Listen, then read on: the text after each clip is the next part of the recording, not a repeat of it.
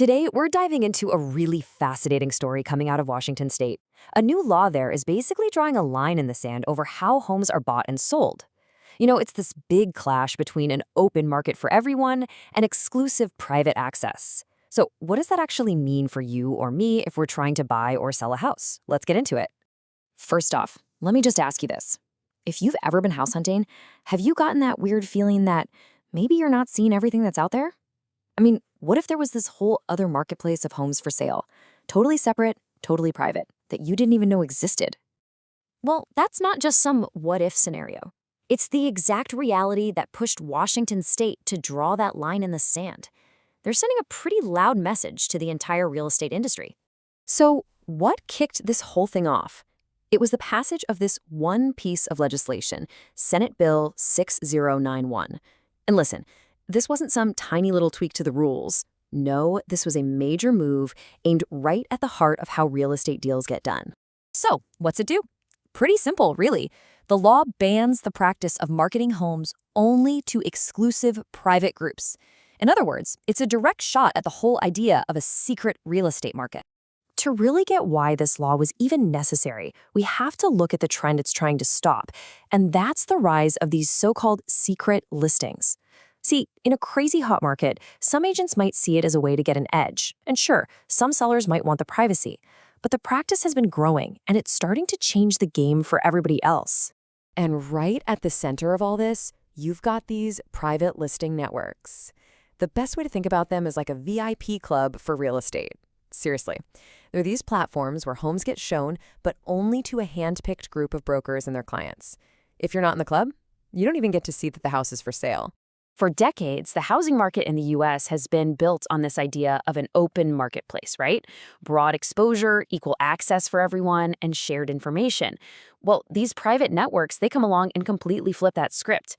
They create a system that's all about limited exposure, exclusive access, and guarded information. Now, the argument against these networks is that they cause some real problems.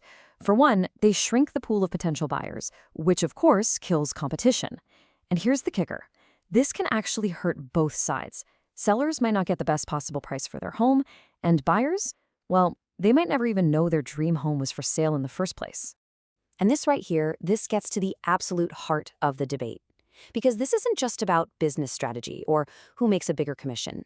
This is a fight over a fundamental principle: transparency. The real worry here isn't just about a few hidden listings. It's about the trust and fairness of the entire market slowly chipping away. It's about the very foundation of how the whole system is supposed to work for all of us.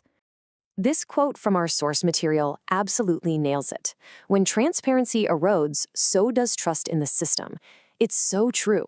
The second people feel like the game is rigged, or that key info is being hidden from them, they lose faith in the whole process. At the end of the day, it really just boils down to a couple of basic things we all expect. As a buyer, you just assume you're seeing all the homes on the market, right?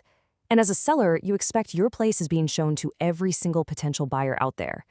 It's a simple idea, but it's a powerful one: a level playing field. So, Washington sees this problem growing. What did they do? They didn't just talk about it. They went ahead and created a whole new blueprint for their housing market.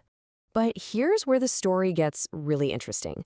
With a law like this, you'd expect a ton of pushback from the big industry players, the ones who might actually benefit from these private networks. So who on earth would support a law that could take away their own strategic advantage? The answer is pretty surprising.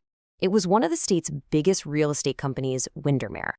Their co-president, O.B. Jacoby, who actually wrote our source article, said they backed the law because, and I quote, "protecting transparency matters more than protecting market position or company profits."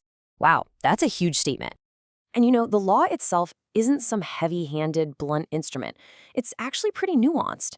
It passed with support from both sides of the aisle, and it's laser-focused on unfair practices. But, and this is important, it still allows for legitimate reasons a home might be sold quietly. Things like, protecting a seller's privacy during a sensitive time, or even ensuring an occupant's safety. So what's the big takeaway from all this? Why are we talking about one state's law? Because it's about something much bigger. It's really about a whole philosophy for how we approach progress in a market that impacts almost all of us. The final point here is basically a call to action. The author is making it crystal clear.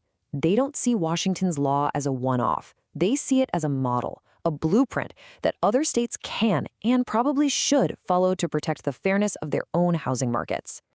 And this gets to the core idea, which I find so interesting. We usually think of progress as disruption, right? Building the next big thing. But this story suggests that sometimes the most progressive thing you can do is protect a transparent system that's been working pretty well for a long time. It's about preservation, not just innovation. Which leaves us with one last simple question that gets to the heart of this whole thing.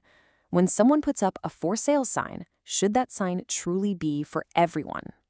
Washington State has given its answer. The real question now is, will anyone else follow their lead?